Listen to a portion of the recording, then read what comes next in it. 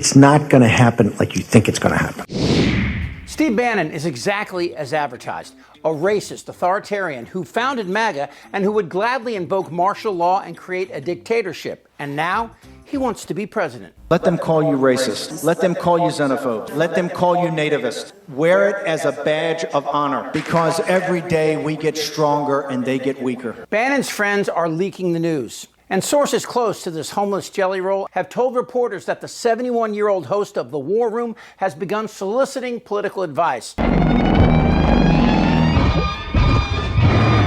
The report, according to a GOP strategist, is that while Bannon's planning is purely in the contemplative stage, he is concerned about JD Vance. Now, conventional wisdom is that Vance is in the catbird seat. It's cat ladies. All right, the cat lady seat. But he will need Trump's support, and that seems unlikely. JD Vance, in his own words. I'm a never Trump guy. I never liked him.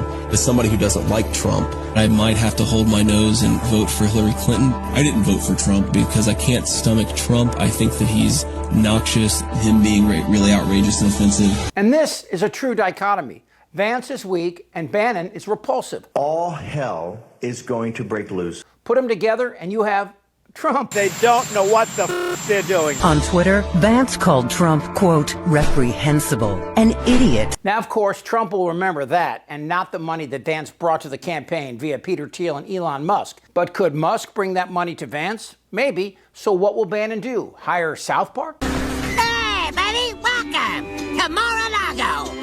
Oh, thank you, Mr. President. What is it fantasy, boss? Hey, will you get out of here? JD Vance versus Steve Bannon is like deciding on whether to get a colonoscopy or a root canal. And of course, Bannon would like to do both. He is the mastermind behind Trump's greatest skill, which of course is never accepting responsibility for anything. He taught Trump that when you fuck up, quickly fuck up again and again and again. It's just attack, attack, attack, keep driving it, flood the zone, overwhelm them. It gets to be a psychological thing. They don't even know what to choose and picking. You see it by the coverage. They're overwhelmed. They don't know where to turn. They don't have the normal levers of power they could grab. And so they're kind of adrift. And while Bannon and his MAGA boy cotillion attack democracy, we begin to understand who he is and what he stands for. I just wanted to say, look, welcome to the end of democracy. We're here to overthrow it completely. We didn't get all the way there on January 6th, but we will endeavor to get rid of it and replace it with this right here. We'll replace it with this right here. Amen. All of this, of course, depends on Trump, because neither of these two cuckolds, Trump won the presidency. has the balls to stand up to the diapered one.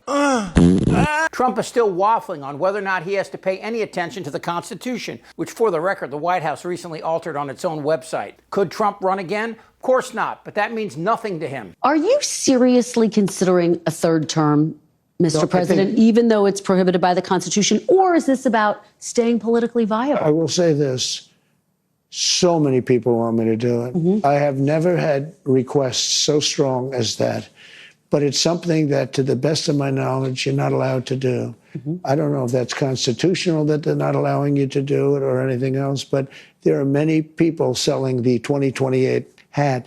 But this is not something I'm looking to do. I'm looking to have 4 great years and turn it over to somebody, ideally a great Republican to carry it forward. But I think we're going to have 4 years, and I think 4 years is plenty of time to do something really spectacular. Through his slurred words there, you see the idea that he could if he wanted to, and the question is, who would stop him? I want to be a dictator. Now, Bannon, unlike Vance, is also a convicted felon, which gives man-titties a stiffy. President Donald Trump's former chief strategist, Steve Bannon, has been arrested and charged with fraud and money laundering. Mr. Bannon and 3 other men are accused of diverting hundreds of thousands of dollars from an online fundraising campaign to build a wall on the U.S. border with Mexico. You may remember that was perhaps Mr. Trump's single biggest campaign pledge. And as you heard, one of the 2 felonies involved Bannon stealing money from a fund for building the wall, contributed by these idiots. But the question is, can Bannon actually convince the MAGA he created that he is better for the Republican Party than the man wearing eyeliner? JD is here, speaking with Governor Braun right now. I think it's pretty apparent that JD Vance is hanging around hoping that MAGA dies and the old Republican Party decides he should carry the torch moving forward. This isn't their Republican Party anymore. anymore. I don't want to talk about this stuff. But Vance is weak and Bannon is strong in an insane way.